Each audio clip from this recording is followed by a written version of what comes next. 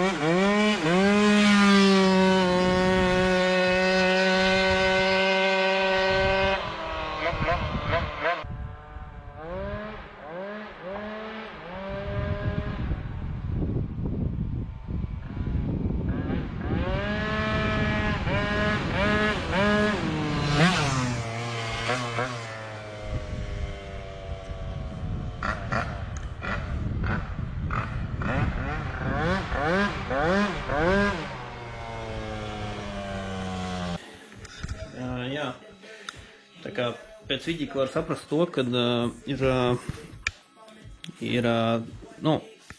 starts ir ļoti labs. Bija tajā momentā divas opcijas, jo asfalts bija slapjš. Bija tā, ka vai arī es uzguļos uz stūres un man izspolēja viņš, vai netik ļoti guļ uz stūres un viņš slēg iet ratā. Grūti bija tā iztestēt normāli to pātrinājumu. Ko es varu pateikt, piemēram, pēc 50 km/h aptuveni, jā. Tā, kad tu jau vari iedot normāli pilnu ručku, un tev vairs neiet purns gaisā. Tas pātrinājums ir diezgan iespaidīgs. Un ņemot vērā to, kā viņš brauc vispār iepriekš un vispār, ko es esmu braucis, tu jūti, ka jauda ir. Bet, jā, pirmais, ko es secināju, tas, kad pēc tahometra, jā, es uzmetu aci. Tur saglabājās maksimāli apgriezieni, bet gribēju uzmest aci, iedodot pilnā ručkā. Nevar skatīties tajā spiģikā, tajā tahometrā, kamēr tu dod ručkā, jo tur bija viens moments, un es jau lidoju pa lielam uz muguras. Tā kā diezgan prātīgi skatīties, viņā nevar tā kā brauc. Tikai saseivojot maksimālos un tādā ziņā. Vai tur jāliek kāda atsevišķa kamera virsū, un tad jāskatās pēc kameras, kā viņš uzvedās. Tā kā būs grūti saregulēt uz ielas tādā veidā. Prasītos jau stends, bet, labi, stenda nav pagaidām. Tā kā tā, jā.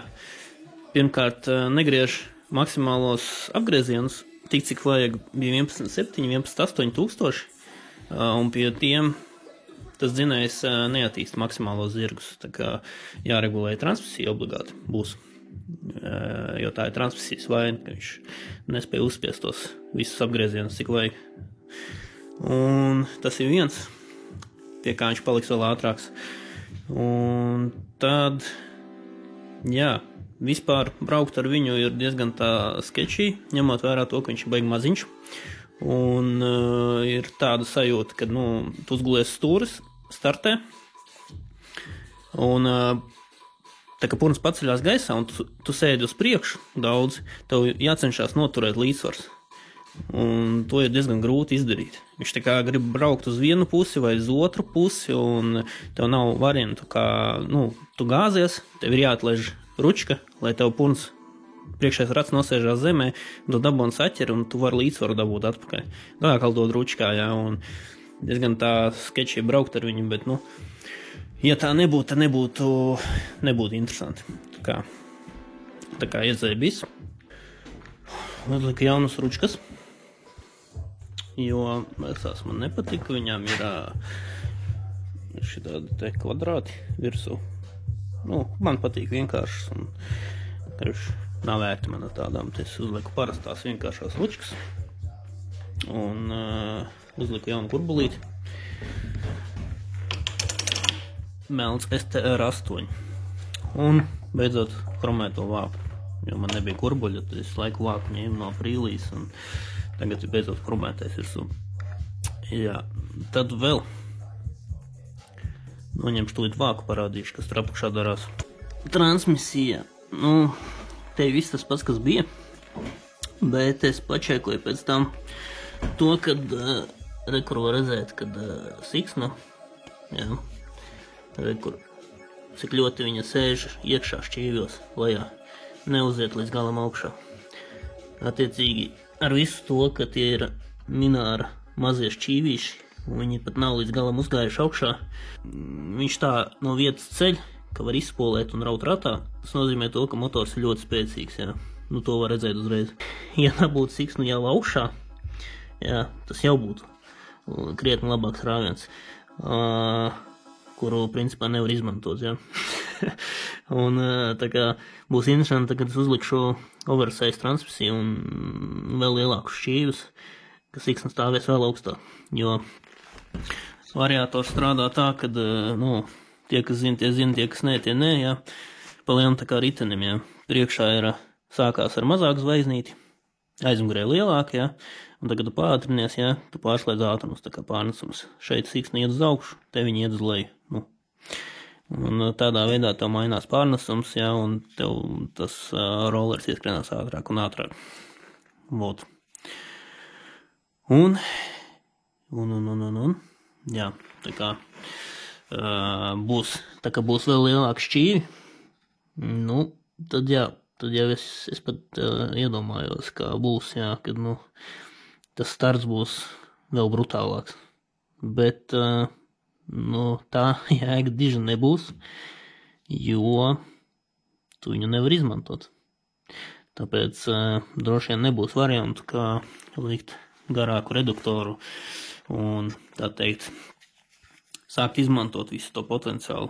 Jā, attiecīgi būs topspeeds lielāks un rāviens principā nepazudīs tā, kā viņš bija tagad. Stabili būs, vai pat labāks, un arī topspeeds būs lielāks, bet tas ar garāku reduktoru. Bet to pēc tam sākumā salikšu visu, kā ir ar stoku. Vēl aiciņš ir līdz pavasarim. Dabūšu to RT transmisiju. Saliks un tad pamēģinās ar stoku reduktoru, ko var dabūt ārā, samērīt kādus laikus. Topspeedu un pēc tam liks to garāku reduktoru un skatīsies, cik ļoti tas ietekmē visu to padarīšanu. Bet es domāju, ka jā, tur viss būs čotki ar garāku arī. Biju dabūjis rekur šito te zvanu sajūga. Stage 6 quality product. Nu jā, vienkārši dabūju šitādu lietot. Domāju, nu, uzlikt virsū, bet es sāku pētīt. Jā, man stāvēja virsū šitāds RMS zvans.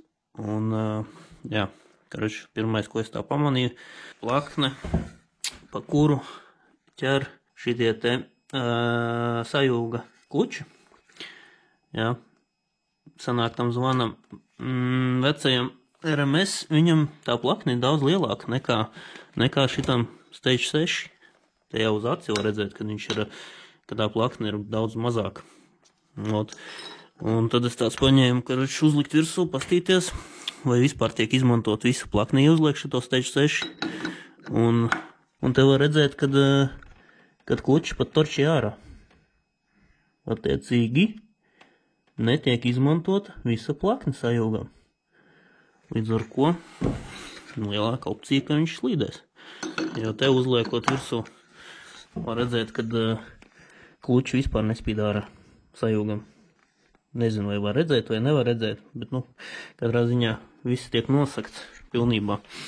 Līdz ar ko tas ir daudz labāk. Tā kā, jā, tāda lieta par šito Stage 6 zvanu konkrēto. Prikolu pēc var piemest klāt, lineāli apstīties, kas tur ir, intereses pēc, cik daudz tur ir tā starpība.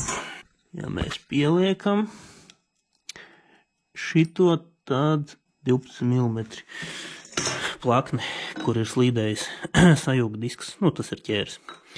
Un tad šitam RMS-am, rekur pamērot ir tā 18 mm. 5 mm vairāk plakne ar šito tiek ķerta nekā ar šito te Stage 6. Bet nav zināms, varbūt tas ir tīri tikai uz šitā sajūga, jā, varbūt sajūga jau arī visādi. Šits ir MK2 sajūgs un konkrēti uz šitā labāk šitādu likt. Bet, nu, atkal, jā, tas ir atkarīgs no jaudām, cik tev liela jauda, kamēr tev tas sajūgs neslīd. Kaut gan atkal, es nezinu, kā šitādam variātoram varēs saprast, vai sajūgs slīd. Kā to varētu just, es pat nezinu. Jo variātors ir un paliek variātors. Un kā to varētu noteikt, ka slīd sajūgs, nezinu. Viņam tur konkrēti būtu jāslīd tā, ka viņš vispār, bet, nu, kaut kādu momentu, ka izslīd, es nezinu, vai var uzminēt un pateikt un vispār saprast. Tā kā, bet, nu, manā gadījumā, nu, ķipa jauda ir, tāpēc šito es tomēr nelikšu. Atstāšu RMS, lai jau stāv. Ot kaut kā tā, palielam, kas man ir palicis ar BVS, tas ir man bremzes vēl jāpārlasa. Priekšā un pakaļā suporti. Cilindrīšiem remkomplekti jāsaliek un jādomā tāds bremžu pumpi jauni. Nu, ne jauni, lietoti, labi, oriģinālie. 2 lietas pa lielu, transmisija un bremzes. Un kā viss, tad jau var ar viņu normāli pilnvērtīgi uzsākt sezonu un gāzt. Tad te man arī stāv slaiderīts. Nav manējis. Šito man atveda salikt setupu virsū, pārlasīt motoru. Viņam stāv virsū tagad DRevo, Doppler kloķina C16, 21. karps. Transmisijā variks sporta, Stage 6 variks un MK2 sailgs. Tā kā labs daily dampis, stantojamais vispār. Es kādreiz arī gribēšu dabūt slaideri nopirkt, bet varbūt vēlāk uztaisīt stanta aparātu. Ja kādam vajag salikt kādu motoru, kādu setupu virsū savam 2-takterim rollerim, tad vari man rakstīt. Apakšā Instagramu atstāšu, caur to var sazināties. Protams, ja piķis ir. Ja ir budžets kaut kāds, var ieteikt, ko labāk, kā labāk. Un var visu kaut ko sarunāt. Un kas ir interesants, ka slaideris ir cilvēkam, no kuras nopirku BVS. Vecais īpašnieks BVS. Kaut kā tā pagaidā.